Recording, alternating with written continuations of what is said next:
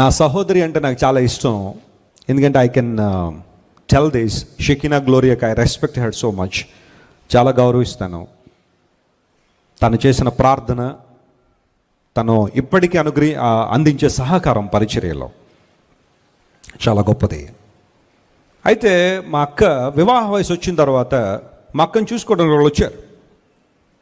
వచ్చిన తర్వాత ఆమె సింప్లిసిటీ, ప్రార్థనా జీవితం అన్నీ చూసిన తర్వాత ఓకేనండి, మాకు ఇష్టమైపోయిందండి, మీ సహోదరి లేదా పాస్టర్ గారు మీ కుమార్తె మాకు ఇష్టమైపోయిందండి, వివాహం చేసేద్దామండి అని చెప్పి చాలా హడావిడి చేశారు. సరే, ఎంగేజ్మెంట్ అయితే అవ్వలేదు, కానీ వాళ్ళకి అంత ఇష్టమే అని గబగబా మార్కెట్కి వెళ్ళారు, ఒక చీర ఏదో పట్టుకొచ్చారు, ఇచ్చేశారు, ఇంకా త్వరలో ఎంగేజ్మెంట్ పెట్టేసుకుందామండి అన్నప్పుడు వీ వర్ సో హ్యాపీ, సంతోషపడ్డాం. ఆ సందర్భంలో కొన్ని రోజులకి మరలా ఫోన్ చేసి మాకు కుదరట్లేదండి అన్నారు. ఎందుకండి, ఏంటి కారణం ఏమైనా ఉందా? ఇక్కడ ఏమన్నా ఇబ్బంది పెట్టిన పరిస్థితులు ఏమైనా ఉన్నాయా? మేము కారణాలు చెప్పాలనుకోవట్లేదు, కానీ మాకు కుదరట్లేదండి. ఆ మాట ఎప్పుడైతే మా అక్కకి తెలిసిందో మాకు ఏడ్చింది, తొక్కబడింది.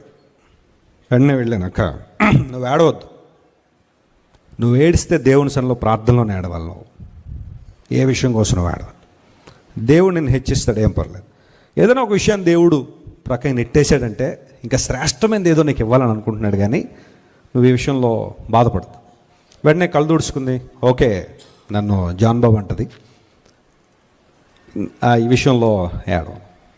ప్రార్థన చేశాం, ప్రభువా మేము మా అక్కకు వివాహం కోసం మేము అటు ఇటు తిరగాలని అయితే అనుకోవట్లేదు, నువ్వే తీసుకురా నాయన సంబంధం. యేసుపాదం గారు, ప్రభావతి గారు వాళ్ళే వెతుక్కుంటూ షకీనా అక్కను చూసుకోవడానికి వచ్చారు. వచ్చిన తర్వాత వాళ్ళు ఎంత ప్రేమ గలవారంటే నేను చెప్పగలుగుతున్నాను. బెరాకా మినిస్ట్రీస్ హైదరాబాద్లో ఎంత ప్రేమిస్తారంటే మా కుటుంబాన్ని లేదా మా అక్కను సొంత కూతుర్ల. ఆ ఇంట్లో మా అక్క కోడలు కదా, కూతురే. కాలేబ్ గారి గురించి నేను ఇంక మాటల్లో చెప్పలేను. నాకు బావగారు అయినప్పటికీ కూడా హీఈస్ మై గుడ్ ఫ్రెండ్, ఒక మంచి స్నేహితుళ్ళే. యూజువల్గా ఎప్పుడైనా బావబామ్మర్దుల సంబంధం ఎలా ఉంటుందంటే, బావగారు ఎక్కువగా కొన్ని కుటుంబాలు, అన్ని చోట్ల ఎలా ఉంటారు అంటలేదు, కానీ కొన్ని చోట్లలో పెద్దోళ్ళు కాబట్టి కొంచెం ఆ యాటిట్యూడ్ చూపించడం లేకపోతే అలా చేస్తారు. కానీ కాలేబ్ గారిలో ఉన్న తగ్గింపు ఎంత గొప్పది అంటే, ఆయన నాకు ఇచ్చే గౌరవం కావచ్చు, నా మీద చూపించే ప్రేమ కావచ్చు, ఆ సందర్భాలు నాతో ట్రావెల్ చేసేటప్పుడు నా గురించి ఆయన పట్టించుకునే విధానం, నాకు ఏ టైంకి ఏది అవసరమో, వెస్లీ గారు ఇది మీకు కావాలా, ఇది తీసుకురమ్మంటారా అని అడుగుతూ ఉంటే కొన్నిసార్లు చాలా ఆనందం అనిపిస్తుంది. కారణం ఉండదు తెలుసా, ఏదో ఒకటి కోల్పోయిందనే బాధ మనలో ఉన్నప్పుడు దేవుని వైపు చూచినప్పుడు అంతకన్నా శ్రేష్టమైన దేవుడు మనకి ఇవ్వగలడు. దేవుడు నా మన స్తోత్రం కలుగును గాక.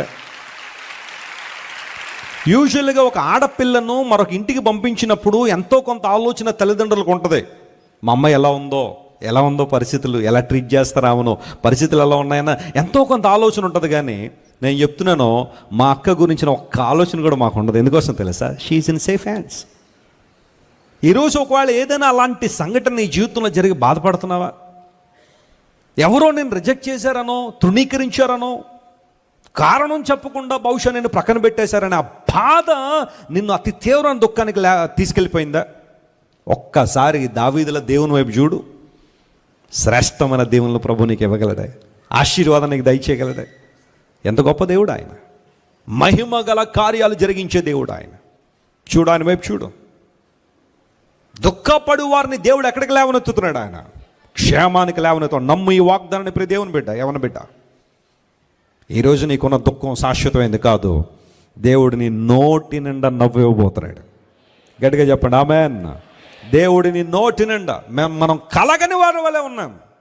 When God does something in your life, it is like a dream come true. దేవుని జీవితంలో ఒక అద్భుతం చేసినప్పుడు ఇది కళ నిజమా అన్నంతగా దేవుడిని ఆశీర్వించడానికి ఆయన సిద్ధపడుతున్నాడు. దుఃఖపడు వారిని ఎక్కడికి లేవనెత్తాడట ఆయన? క్షేమానికి లేవనెత్తాడు.